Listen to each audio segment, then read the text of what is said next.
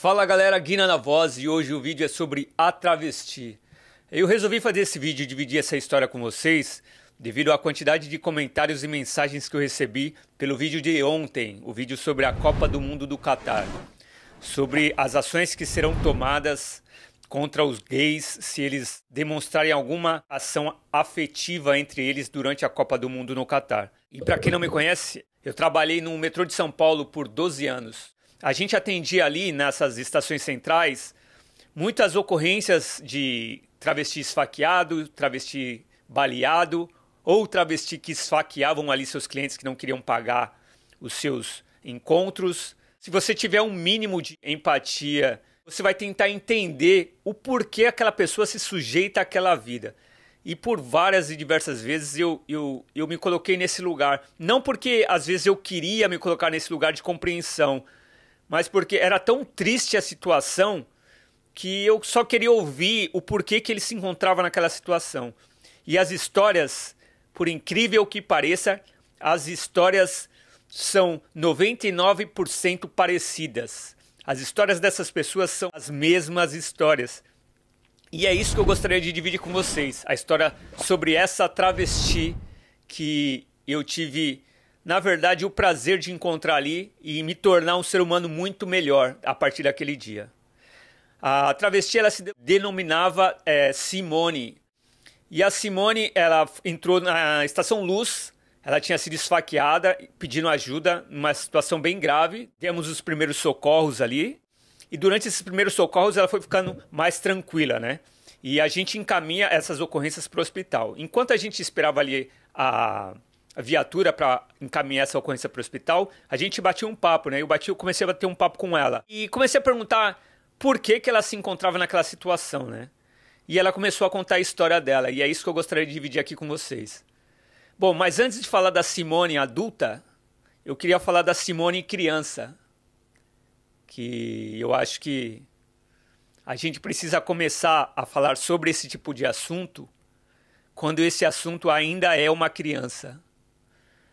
E essa parte me comove muito, porque quando a gente julga alguém no estado adulto, é um julgamento mais fácil, né? É um julgamento muito mais fácil. As nossas pedras são muito mais pesadas para atacar nas pessoas. Mas quando a gente transfere essa pessoa, transfere não, a gente só pensa nessa pessoa quando ela era criança, os julgamentos eles se tornam mais difíceis de serem feitos.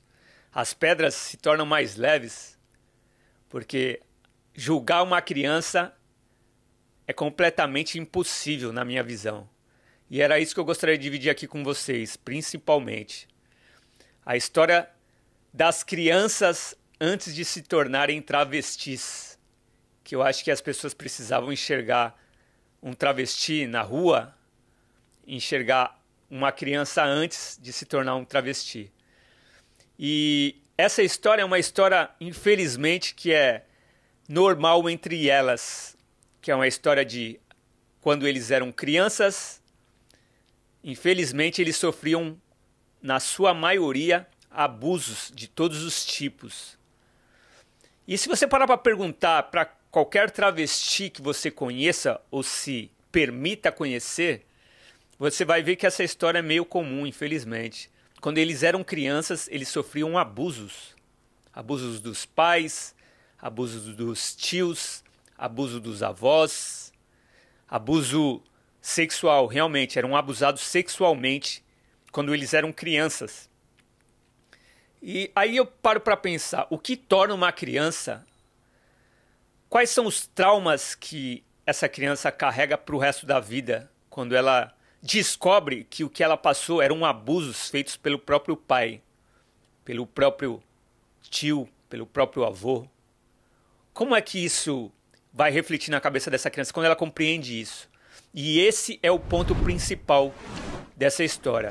Essas crianças, quando não é um abuso sexual, é uma violência de pais drogados, pais bêbados, pais sem instrução nenhuma para criar um filho. E essas crianças, cara, muitos dessas travestis, elas saem de casa quando são crianças ainda, quando são muito jovenzinhos. Agora imagine você, hoje, você com seus 20, 30, 40, 50 anos, você hoje perde o seu emprego. Alguém diz para você, ó, você não tem mais emprego, você não tem mais casa, você não tem conta bancária. Você está saindo com a roupa que você está no corpo da sua casa hoje. Qual seria o seu sentimento hoje? Seria um sentimento de desespero, né?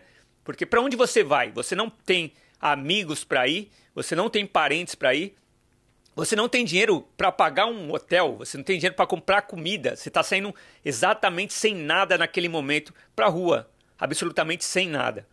Qual seria o seu sentimento agora, uma pessoa formada, um adulto?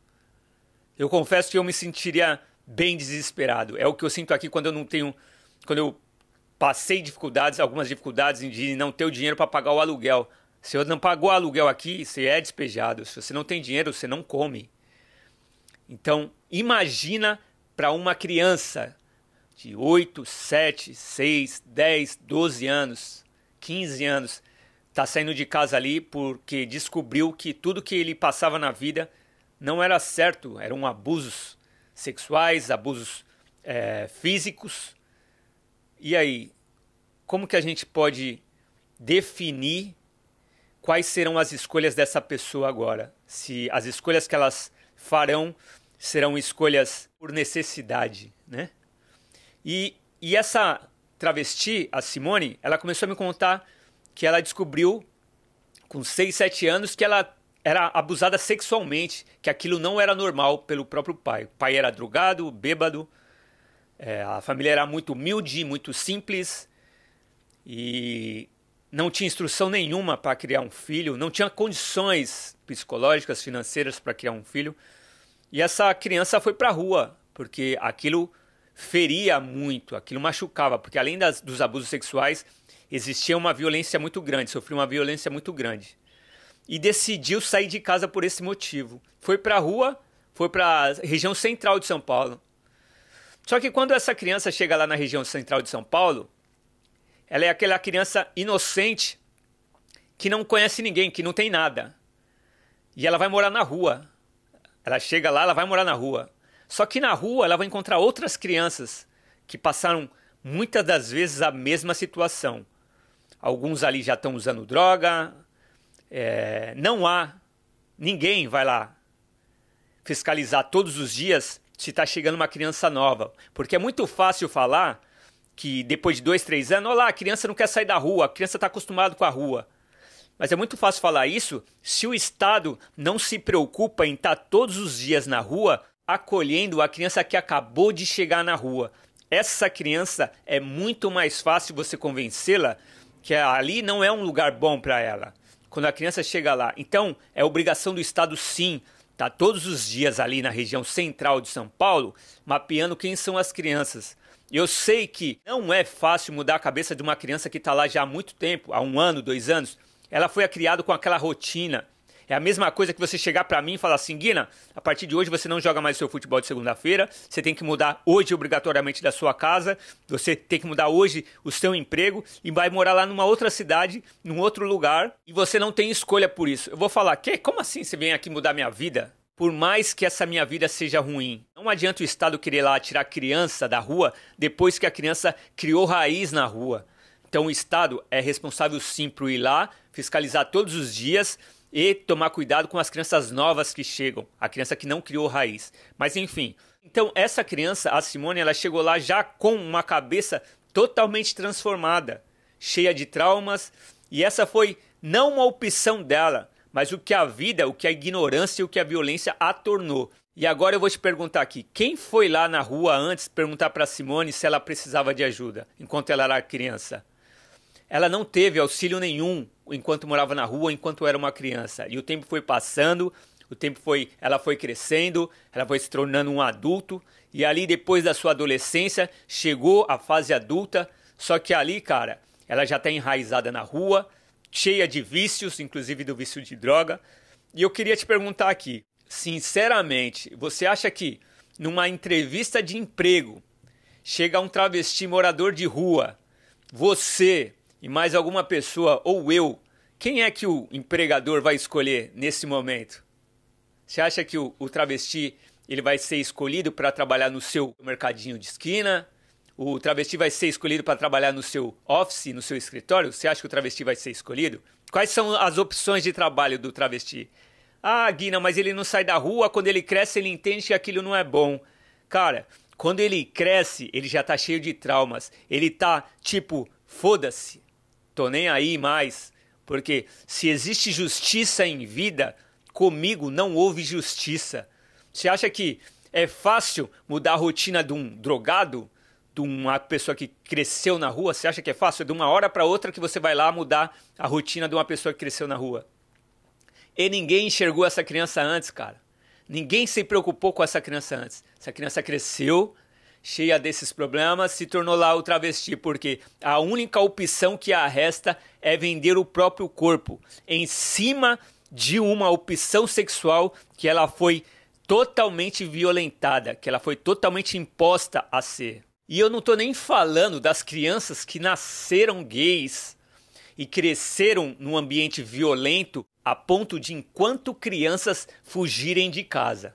E essas crianças, na mesma condição da travesti Simone, foram sobreviver nas ruas, sobre toda a dificuldade que é sobreviver nas ruas. E quando elas também crescem, elas também têm como única opção vender o próprio corpo. E foi assim que a história da Simone aconteceu. Uma criança violentada foi para a rua sem assistência, cresceu, virou travesti, se sujeitou a todas as condições péssimas de viver na rua, começou a vender o corpo e durante um dos seus programas o próprio cliente a esfaqueou porque não queria pagar a travesti depois do programa. E toda essa história me fez refletir muito sobre qual é o momento que a gente enxerga o problema.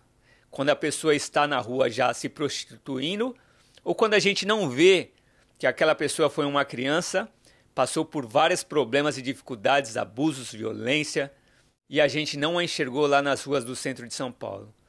E essa era a história que eu gostaria de dividir com você sobre a travesti, e que talvez traga algum tipo de reflexão sobre os nossos julgamentos, sobre as nossas opções em escolha em ajudar, ou somente criticar e destruir.